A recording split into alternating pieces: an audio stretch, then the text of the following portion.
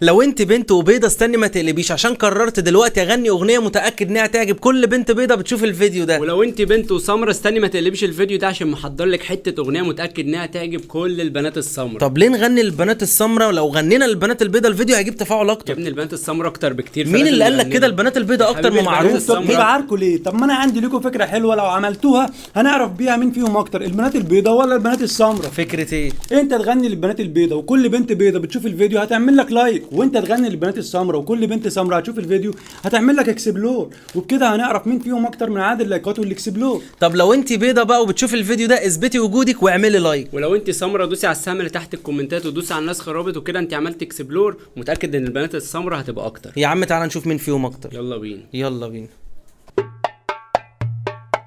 انا بحب البت البيضه دي وضحكتها ناس سحراني، لكن السمره يا صاحبي عليها نظره من ثانيه تقوم واخده